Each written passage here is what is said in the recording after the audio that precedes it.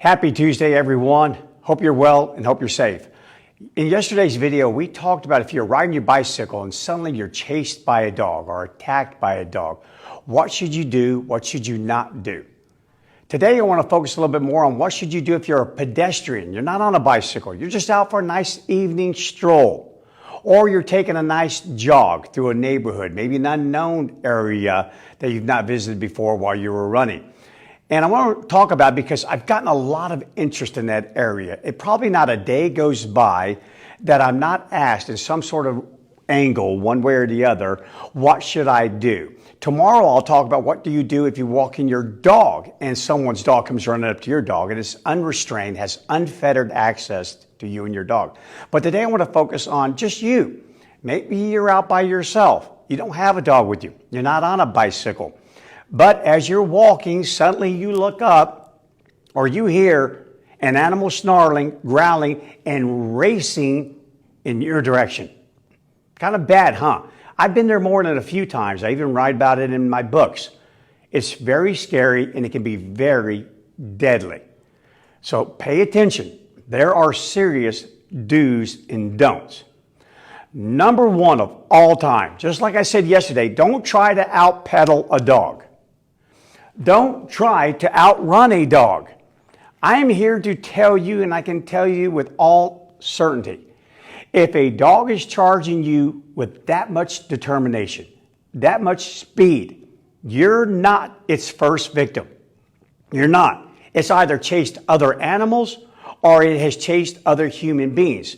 You're not the first one.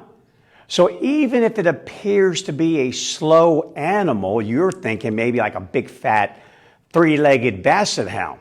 But I'm here to tell you, if you're not the first one that it has chased, then it has learned how to compensate by doing good math with its inadequacies regarding speed.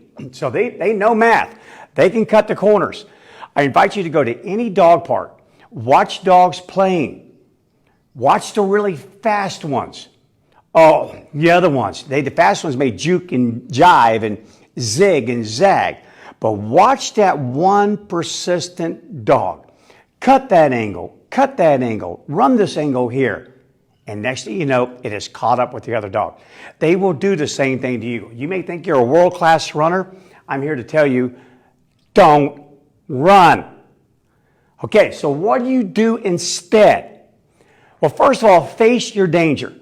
Face it. Keep an eye on it. Many dogs, pardon me one second here, many dogs will run at you, but you have to understand they're not serial killer dogs out there. They have a purpose. There's a reason why they're charging you. With bicycles and anything that moves quickly, it's typically inciting some sort of prey drive. Those animals will actually chase you off of their territory and keep running after you because it's stimulating prey drive. I want to run and run and run and run this thing down. But pedestrians, because they're not moving so fast, it's usually territorial in nature. It's really not prey. You're not running fast enough to be prey. You're walking or you're jogging slowly. So the mindset of the animal is typically territorial. If they can drive you off of their territory, their goal has been accomplished. So keep that in mind. And they're also not there to eat you. So face the threat. Get yourself ready. And you normally, anytime you're like looking up something nowadays, whether it be a product or whatever, you'll read good, better, best. Well, in this strategy, when you have an oncoming animal, you don't start with good.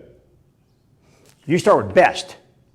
So like I said yesterday, the best weapon to have, the best thing you could have on your body with absolute certainty is mace. And again, I'm going to point you in the direction of bear mace. Because why? It can shoot 35, 40 feet in a strong wind. You need that. Pepper spray is about 6 feet. And it comes out sometimes in a foam, sometimes in a jet. You're not Annie Oakley during this moment. You just need to get close. Just get close. A lot of times you can fire this, it'll just ricochet right off the pavement. It'll bounce right off a tree. little bit of aerosol in the wind. Just a little bit is all it takes to immediately disrupt an attack. So I'm telling you, from experience, this is best. Grab some, strap it to your side, fire from the hip, strap it to your chest if you're a runner. You can even put it back in the small of your back. Just don't block your access to it. You may need to get it quickly. And I'm here to tell you, if you do make contact with a dog with the mace, it may continue to chase other people, but it won't chase you. So you're going to have a little bit of exclusivity here. You won't have to worry about the animal coming after you. I'm telling you that. So go with the mace. Remember, you're not going to cause permanent damage to the dog, but the dog can certainly cause permanent damage to you. Better, an umbrella. Believe it or not, umbrellas are fantastic, and you can use all sorts of umbrellas. I know it's a sunny day. You're walking around. You got an umbrella with you. I don't care what kind of looks people give you. Hey, sunscreen. This is great sunscreen. Skin cancer is a very bad thing. You don't want skin cancer. Carry an umbrella with you, especially if you're going into an unknown area or you're going into an area that you know there's problematic dogs living there. Have an umbrella. And then if you see the dog charging, take your umbrella and open it as quickly as you possibly can. Now again, this one here, you just got to find a switch. So again, you want to be prepared. So open it. I'm telling you, for years, I trained police service dogs and protection dogs, bodyguards for celebrities, pro athletes, you name it. These were for real dogs. This wasn't some go bite the sleeve dog. These were man stoppers. Flat out, the real deal. And they were trained to attack and attack violently and swiftly. And I'm here to tell you this much. Every single one of those dogs, the very first time they charged, and we did that, we opened that umbrella that fast, just like that. It was game over. Game over. Even if we got it all the way open, even if it flips all the way around the other side, it doesn't matter. This is a lot to deal with for a dog. It's a lot to deal with. A lot of material here, a lot of thin little things that can barb the dog, poke the dog. It's a lot for the dog to deal with. It's a lot.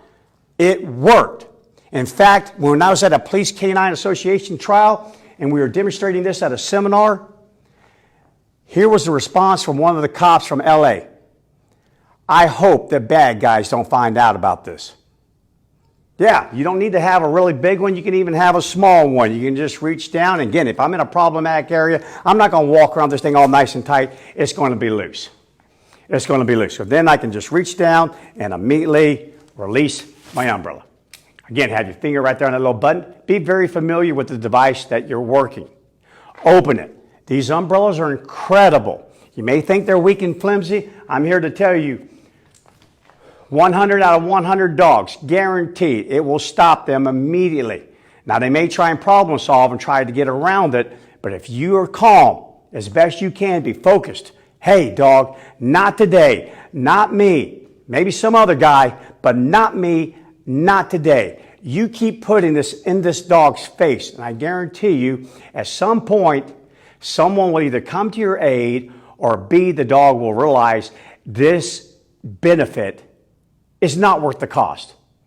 So stay in the fight there. Umbrellas are incredible. They really are. I've tested it on hundreds of dogs, and it worked 100% of the time.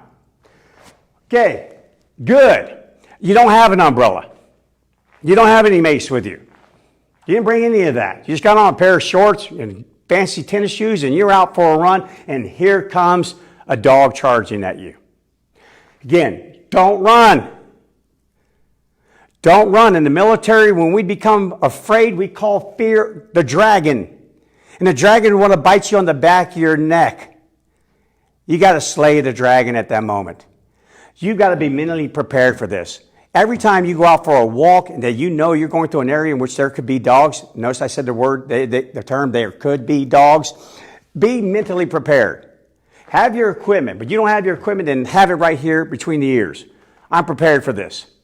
So this dog charges you, first thing that you do is you freeze.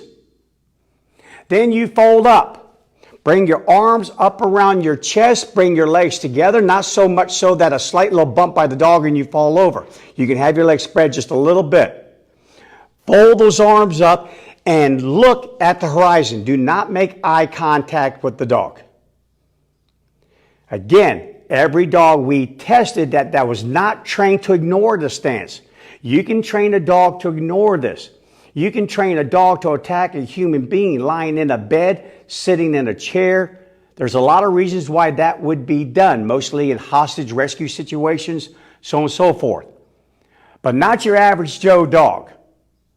No, you fold up like this, and again, his intent is to neutralize the intruder or the threat. As soon as you do this, you're no longer a threat. You're a tree.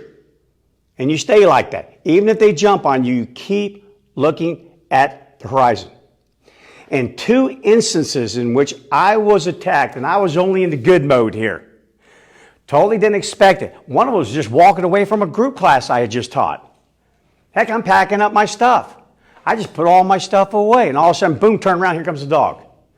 I folded up, dog came up, bumped me, kind of like a shark bumping you a little bit, circled a few times, sniffed me, sniffed more, and then peed on me. Yeah, a lot better outcome. Dog finally walked away, and I was able to walk away. So guys, try this as well. Tomorrow we will talk about, we'll go a little darker into this and talk about what happens if you didn't listen to dear old Bryan, you ran, you pedaled, and you got caught. What happens? Because typically what happens here is this. As soon as the dog bites you, they jump on you and knock you down. Then we freak. Then we panic. And then we start to flail back. And what went from territorial aggression, or just a full-on chase, morphs rapidly into self-defense aggression. In other words, I was neutralizing you, and now you suddenly attack me back. And that is the most deadly encounter you can ever have. There is no level of aggression higher than self-defense. And a lot of competitive and territorial aggression encounters morphed into that in the blink of an eye. I write about it. I talk about it all the time. People would have walked away. They would have survived that outcome had they not fought the animal back. So we're going to go into that tomorrow. So tune in for that. If all this stuff fails you, your mace doesn't work, the umbrella doesn't come out, and you freak a little bit and you quit moving, or the dog just knocks you down, what do you do now? So again, I'm going to give you advice, and I've given this advice for a long time, and right now I'm batting 1,000. I'm batting 1,000. Everyone I've told what to do walked away, and you can walk away too. So this is serious stuff, guys. Pay attention to it. If you think this information might save you or someone else, especially someone else, share it with them. Put it out there so that they'll go out here, be armed, and be ready to go. Even on a sunny day. Got to tuck my little umbrella away with me if I don't have my mace. I'm tucking an umbrella. If you do that, guys, you're going to walk away from the gunfight. Pure and simple. Okay, tomorrow, darker, deeper. So stay by for that. I'll see you guys tomorrow. Until then, best, better, good, and be safe.